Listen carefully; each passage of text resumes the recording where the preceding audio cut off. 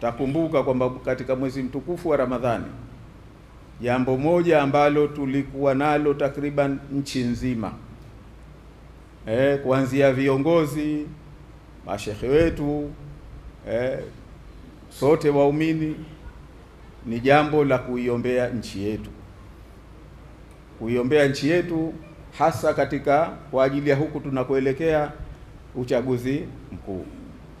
Katika hali ya kawaida ungesema ni jambo la ajabu, kwa sababu huu uchaguzi si kirusi, huu uchaguzi si maradhi, huu uchaguzi tunafanya wenyewe, au vipi?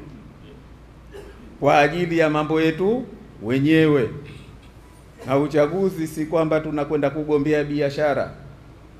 Uchaguzi tunakwenda kutafutana nani asimamie mambo yetu, kwamba mimi jamani, katika uwakilishi mimi nawafaa zaidi. Halafu tuliobakia sisi tunasema kweli, uliotuambia tunakubaliana na wewe, kwa sababu tunakujua mwenendo wako, tunakujua akhlaki yako, tunakujua uaminifu wako, tunakujua uadilifu wako, tunajua juhudi zako na weledi wako katika kazi. Kwa hivyo sawa, tunakupa ridhaa yetu. Jambo rahisi, au vipi? Tena linapofanywa jambo hili na watu ambao ni Waislamu, lilipaswa liwe rahisi zaidi, au vipi? Lakini sasa leo limekuwa ndio tatizo katika nchi, kwa viongozi wakubwa wa nchi, mashehe wakubwa, na sisi sote tumeingia taharuki kwamba kukumbele kuja uchaguzi. Lakini tumeomba, au sivyo? Sasa ndio ninachosema mimi kwa watu wa mtaa huu, wa mji huu, ukiwaeleza madhila ya uchaguzi, wao wanaweza akakupa vitabu sijui vikapi. Sijui kama kuna ambalo halijawahi kutokea kwa watu wa Msumbiji wakati wa uchaguzi.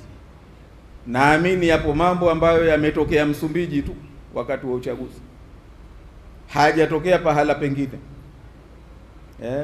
Ni kama kuna watu vile wakati mwingine wanajipanga, kumekaribia, wanajipanga pengine na mikakati maalum kwa ajili ya Msumbiji tu. Kwa hivyo naamini kwamba lilipokuwa inakuja watu tumeungana katika dua, nchi nzima kuombea nchi yetu, hasa kwamba tupite salama katika uchaguzi. Naamini kama kuna watu ambao mlifurahi sana, mlikuwa na nyinyi mkiomba sana, naamini ni nyinyi.